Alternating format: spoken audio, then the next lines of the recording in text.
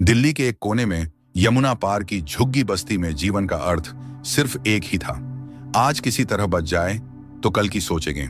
वहीं एक छोटी सी फूस की झोपड़ी में रहता था अमन, मात्र 9 वर्ष का एक दुर्बल, मैला कुचैला मगर चमकती आंखों वाला बच्चा। उसकी दुनिया बेहद छोटी थी, एक टूटी छत, एक पुराना कंबल और मां की ममता। लेकिन वह दुनिया अब टूटने वाली थी।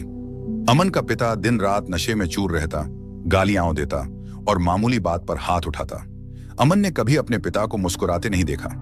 मां ही उसकी पूरी दुनिया थी, जो दिन भर दूसरों के घरों में बर्तन मांजती, झाड़ू लगाती और रात को थकी हुई सी उसकी गोद में रोटी का एक टुकड़ा रखती, खुद भूखी रहकर। मां की गोद में सोते हुए अमन को लगता जैसे पूरी दुनिया सुकून भरी हो। लेकिन यह सुकून ज्यादा दिन नहीं रहा। मां को कई महीनों से खांसी थी, उसका शरीर सूखता जा रहा था, लेकिन इलाज कराने के पैसे नहीं थे। सरकारी अस्पताल के लंबे कतारों और बगैर पर्ची के चिल्लपों में मां अक्सर बेहोश होकर लौटती। एक दिन जब अमन काम से लौटा, मां ठंडी पड़ी थी, न कोई हलचल न आवाज। मोहल्ले की औरतें आईं, किसी ने नमक डाला, किसी ने पानी छिड़का, लेकिन सब व्यर्थ। मां चल बसी। अमन की आंखों के सामने उसकी पूरी दुनिया बिखर गई। मां के बिना वह बिल्कुल अकेला हो गया।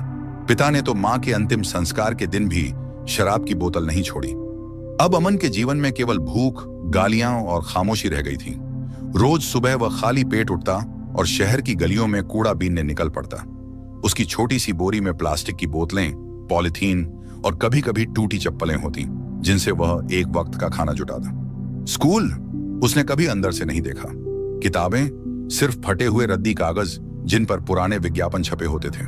लेकिन उसे अब जीने की ललक थी, मां के अधूरे सपनों को जीने की। एक शाम अमन एक होटल के बाहर पड़ा बचा खुचा खाना उठा रहा था।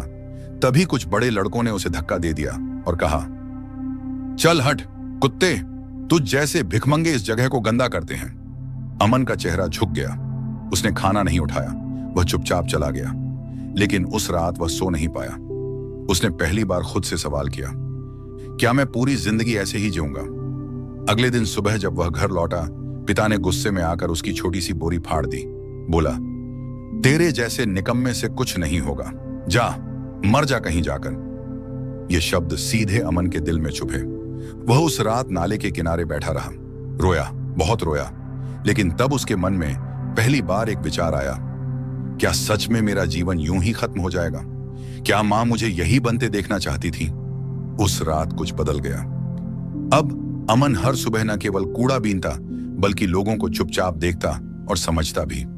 होटल के बाहर कौन आता है, कैसे कपड़े पहनता है, कौन गाड़ी से उतरता है, किसकी बात में वजन होता है, ये सब वो ध्यान से देखने लगा। उसके भीतर सीखने की भूख जन्म ले चुकी थी। अमन की आंखों में अब एक अजीब चमक थी, भूख की नहीं, बदलाव की। और फिर एक दिन उसका सामना उस व्यक्ति से हुआ जिसने उसकी जिंदगी की दिशा ही बदल दी। दिल्ली के कनॉट प्लेस की भीड़-भाड़, चमचमाती दुकानें और लग्जरी गाड़ियां, इन सब के बीच एक कोना ऐसा भी था जहां अमन अक्सर भीख मांगने जाया करता था। यहां पैसे वाले लोग मिलते थे, कोई सिक्का डाल देता, कोई डांट कर भगा देता। मगर अमन अब सिर्फ भीख नहीं मांग रहा था, वो लोगों के चेहरे पढ़ रहा था, उनके व्यवहार समझ रहा था। उस दिन जून की कड़ी धूप में अमन थका हुआ था। सुबह से पेट में कुछ नहीं गया था। हाथ में फटी थैली, पैर में टूटी चप्पलें, पसीने में लथपथ शरीर और आंखों में थोड़ी सी उम्मीद लिए वह एक रेस्टोरेंट के बाहर खड़ा हुआ। तभी एक बड़ी सी काली गाड़ी आई और उससे उतरा एक अधेड़ उम्र का आदमी, सूट बूट में, मोबाइल कान पर और चेहरे पर आत्मविश्वास की चमक। अमन ने धीरे से हाथ फैलाया और बोला, साहब कुछ खाने को दे दीजिए, 2 दिन से भूखा हूं। उस आदमी ने पहले अमन की ओर देखा, फिर घड़ी की ओर। एक पल को उसकी चाल थमी। उसने मोबाइल जेब में रखा और अमन से पूछा, तुम्हारा नाम क्या है? अमन थोड़ा सकपकाया। ऐसी बात उससे कभी किसी ने नहीं पूछी थी। अमन, उसने धीरे से कहा। वह आदमी कुछ पल चुप रहा, फिर बोला, अमन तुम भीख क्यों मांगते हो?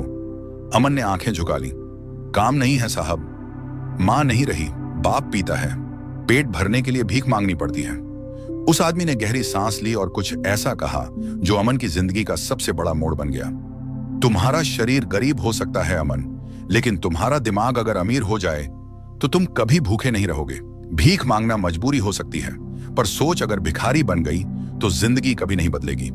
अमन ने पहली बार किसी को इस तरह बोलते सुना था। उसकी समझ में शब्द तो सारे नहीं आए, मगर भाव सीधा दिल में उतर गया। वो आदमी आगे बढ़ गया, पर अमन वहीं खड़ा रहा, जैसे किसी ने उसके दिमाग में एक दीपक जला दिया हो।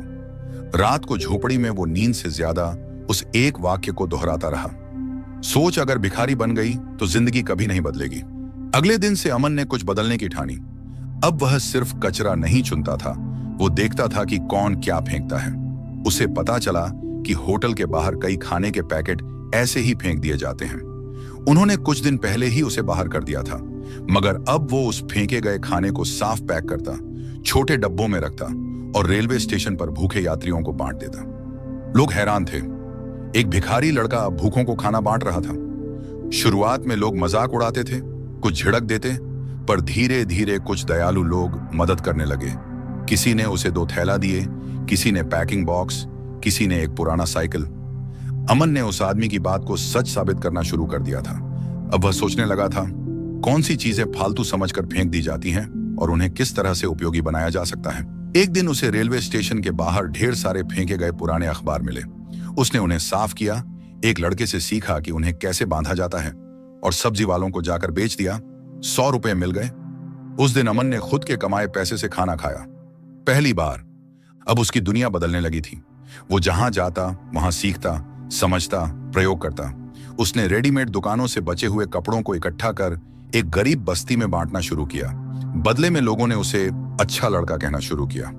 अमन के जीवन की दिशा बदल रही थी, लेकिन अब भी मंजिल बहुत दूर थी। वो अब केवल भूख से नहीं, समाज की सोच, गरीबी के कलंक और असफलता के डर से लड़ रहा था। पर उसके भीतर एक नई आग जल चुकी थी और अब वो बुझने वाली नहीं थी। दिल्ली की झुग्गी बस्ती का वो लड़का, जिसे लोग कभी नाम से नहीं बुलाते थे, अब कुछ लोगों की नजरों में अमन भाई बन चुका था। जिस अमन को कभी भीख मांगने पर ताने सुनने पड़ते थे, अब वही लड़का धीरे धीरे अपनी पहचान खुद गढ़ रहा था, अपने दम पर। हर सुबह वह पुराना साइकिल लेकर निकलता, कभी होटल्स के पीछे, कभी रेलवे स्टेशन के पास, कभी कॉलोनियों में। लेकिन अब उसकी नजर सिर्फ कबाड़ पर नहीं थी, अब उसकी नजर थी जरूरत पर। और जरूरत का मतलब था लोग क्या फेंक रहे हैं और उसे कैसे पैसे में बदला जा सकता है। अमन की पहली सोच कचरा पैसा है। उसने देखा कि लोग रोज कागज, प्लास्टिक, एल्यूमिनियम के डिब्बे, टूटे खिलौने, फटे कपड़े, पुराने मोबाइल, सब कुछ फेंक देते हैं। अमन ने इन चीजों को बांटना शुरू किया। प्लास्टिक अलग, कागज अलग, धातु अलग, कपड़े अलग। धीरे धीरे उसने पहचान बना ली। कबाड़ खरीदने वाले लोग अब उसे भरोसेमंद लड़का मानने लगे थे। पैसे बढ़ने लगे। अब वह सिर्फ कबाड़ नहीं बेचता था, वह अन्य बच्चों को भी सिखाने लगा, जिन्हें वह पहले खुद जैसा देखता था। 5 और लड़के उसके साथ जुड़ गए। सबको काम मिला और अमन को एक सपना। दूसरी सोच, नाम छोटा सही, काम बड़ा होना चाहिए।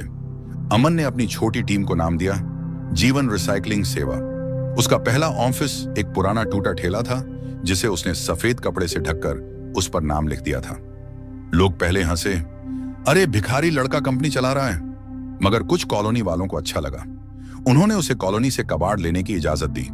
अमन ने सबका डेटा लिखना शुरू किया, किस घर से क्या कचरा मिला, किस तारीख को, कितना वजन, कितने पैसे। अब वह केवल कबाड़ नहीं उठाता था, वह मैनेज करता था। वह लड़का जो पहले नाम भी ठीक से नहीं लिख पाता था, अब एक्सेल शीट जैसे रजिस्टर बना रहा था, हाथ से मगर सोच से तेज। तीसरी सोच, बड़ा सोचो, सीधा खेलो। एक दिन अमन ने टीवी पर एक डॉक्यूमेंट्री देखी, मैकडॉनल्ड्स का मालिक कैसे बना अरबपति। उसने देखा कि कैसे सिर्फ बर्गर बेचते बेचते वो आदमी जमीनें खरीदने लगा और बिजनेस मॉडल को फ्रेंचाइजी में बदल दिया। अमन के दिमाग में बिजली सी दौड़ गई, मैं भी ऐसा कुछ कर सकता हूं, लेकिन अपने ढंग से। अब उसने अपने काम को 3 भागों में बांट दिया। 1, कबाड़ इकट्ठा करना, दूसरी छंटाई और पैकेजिंग, तीसरी डिलीवरी और बिक्री। अब वो अकेला नहीं था, उसके पास एक टीम थी, ठेले थे, पुराने मोबाइल पर कॉल रिसीव करने वाला एक छोटा भाई भी। लेकिन असली क्रांति तब आई जब उसने एक छोटे इन्वेस्टर को अप्रोच किया, एक सोशल वर्कर जिसे उसका काम पसंद आया। उसने कहा, मैं तुम्हें एक छोटा वैन दिलाता हूं, तुम अपना काम बढ़ाओ। अब अमन के पास एक छोटी वैन थी, जीवन गाड़ी, जो अब दिल्ली की गलियों में घूमती थी। कचरा नहीं, सम्मान उठाती थी। संघर्ष अब भी जारी था, समाज अब भी पूरी तरह से बदल नहीं गया था। कई बार उसे ताने सुनने पड़ते, भाई ये काम करने वाला तू ही रह गया था। कबाड़ी से क्या अरबपति बनेगा? लेकिन अमन अब सीख चुका था। लोगों की सोच तुमसे ज्यादा तुम्हें रोकती है, लेकिन अगर तुम अपनी सोच बदल दो तो वही लोग बाद में ताली भी बजाते हैं। उसने हर ताने को ऊर्जा में बदला, हर गाली को सीढ़ी की तरह इस्तेमाल किया। अब उसका सपना सिर्फ पैसा नहीं था, उसका सपना था हर झुग्गी के बच्चों को यह सिखाना कि सोच अमीर हो जाए तो हालात बदल सकते हैं। एक दिन एक रिपोर्टर ने उसका इंटरव्यू लिया और पूछा, आपकी सबसे बड़ी सफलता क्या है? अमन ने मुस्कुराकर जवाब दिया, मेरी सबसे बड़ी सफलता यह है कि अब मैं भीख नहीं मांगता, मैं सोच बांटता हूं। और ये सोच अगर हर झुग्गी में पहुंच जाए तो देश को किसी अरबपति की जरूरत नहीं, हर बच्चा अमन बन सकता है। भव्य हॉल, रोशनी से चमकता मंच, हजारों लोग तालियों की गूंज में बैठे हैं।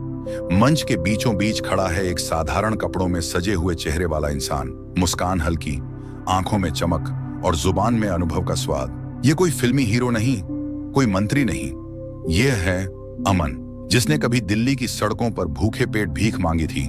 आज वह देश के सबसे बड़े युवा सम्मेलन में मुख्य वक्ता बनकर खड़ा था।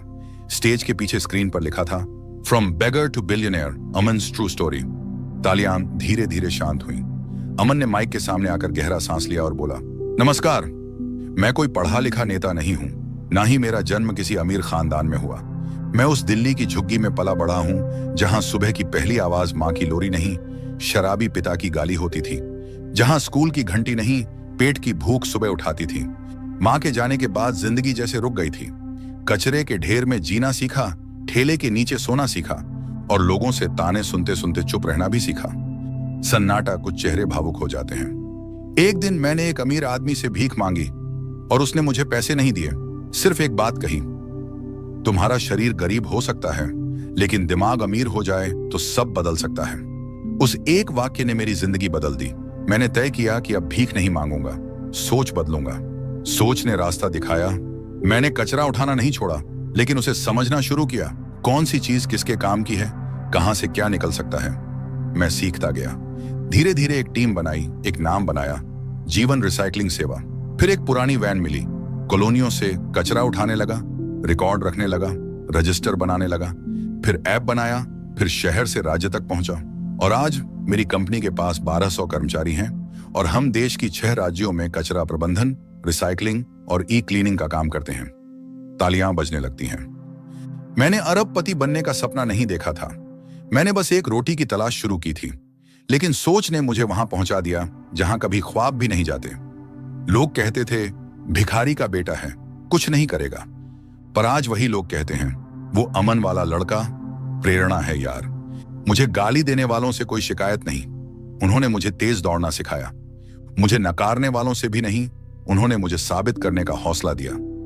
और अंत में आज जब मैं किसी बच्चे को सड़क पर कूड़ा उठाते देखता हूं तो मैं उसके पास जाता हूं और कहता हूं, तू गरीब नहीं है, तेरी सोच अगर अमीर हो गई तो तू भी सब बदल सकता है।